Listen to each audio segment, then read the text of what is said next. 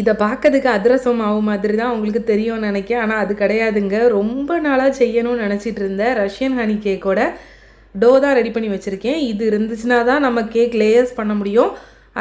அதே மாதிரி இந்த சவர் க்ரீம் இருந்துச்சுன்னா தான் நம்ம ஃபில்லிங்ஸ் ரெடி பண்ண முடியும். இதுவுமே நான் வீட்டிலே ரெடி பண்ணிட்டேன்.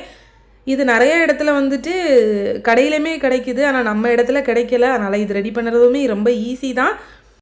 க்ரீம் ரெடியாக இருக்குது. அதுக்கப்புறம் நெக்ஸ்ட் நம்மளுக்கு என்ன தேவைன்னா கேரமலைஸ்டு ஹனி வேணும். அதுவும் ரெடி பண்ணி வச்சுருக்கேன். இந்த ஹனி ரெடி பண்ணுறதும் ரொம்ப ஈஸியாக பண்ணிடலாம். இதில் வந்து பெரிய ப்ராசஸ் வந்துட்டு இந்த லேயர்ஸ் பண்ணுறது தான். லேயர்ஸ் எல்லாமே நல்லா சூப்பராக பேக் பண்ணி எடுத்து வச்சுருக்கேன். இப்போது நம்ம க்ரீம் ரெடி பண்ணிடலாம். ஃபஸ்ட்டு வந்து விப்பிங் க்ரீமை நல்லா பீட் பண்ணி ஸ்டிஃப் பீக் வர்ற வரைக்கும் பீட் பண்ணி எடுத்துக்கிடணும். இதுக்கு கூடால வந்துட்டு நம்ம வீட்டில் ரெடி பண்ணி வச்சுருந்தோம் பார்த்திங்களா, அந்த க்ரீமை இது கூடால ஆட் பண்ணிக்கணும். இது வந்து கரெக்டாக செட் ஆகலை அப்படின்னா நம்ம விப்பிங் க்ரீம் வந்து நல்லா தண்ணி மாதிரி ஆகிரும். அதனால் கரெக்டாக செட் ஆகியிருக்கணும். அதுக்கப்புறம் நம்ம கேரமலைஸ்டு ஹனி இது எல்லாமே சேர்த்து நல்லா பீட் பண்ணி எடுத்து வச்சுருக்கேன்.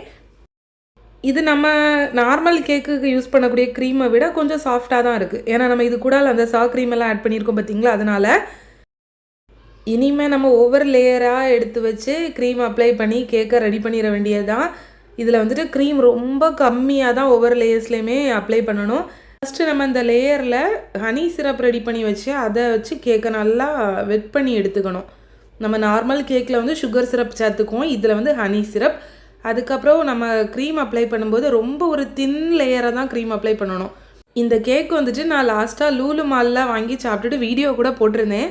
இந்த கேக்குக்கு நான் அடிக்ட்டுன்னு தான் சொல்லணுங்க. அவ்வளோ டேஸ்ட் ரொம்ப நல்லா இருந்துச்சு. அப்போலேருந்தே நினச்சிருந்தேன் இதை எப்படியாச்சும் வீட்டில் ட்ரை பண்ணிடணும்னு. ஆனால் நிறைய வீடியோஸ் பார்த்துமே எனக்கு ஒரு ஐடியா கிடைக்கவே இல்லை செய்கிறதுக்கு. பட் இப்போ வந்து ஃபைனலாக எனக்கு வந்துட்டு இந்த ரெசிபி வந்து கிடச்சிட்டு, அதனால் ட்ரை பண்ணி பார்த்தேன்.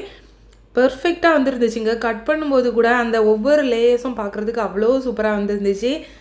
உங்களுக்கே பார்க்கும்போது தெரியும் ஒரு லேயர் கேக்கு, அதுக்கப்புறம் வந்துட்டு க்ரீம் வந்து ஒரு சின்ன தின் லேயர் தான் இருக்குது. மறுபடியும் நம்ம கேக் லேயர் அந்த மாதிரி இருக்கும்.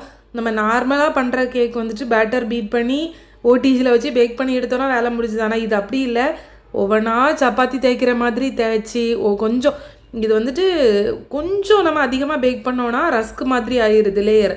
அதெல்லாம் பார்த்து கவனமாக பேக் பண்ணணும். நீங்கள் ஒரு வேளை கேக் ஆர்டர் பண்ணோன்னா கீழே இருக்க நம்பருக்கு வாட்ஸ்அப் பண்ணுங்கள். பாய்.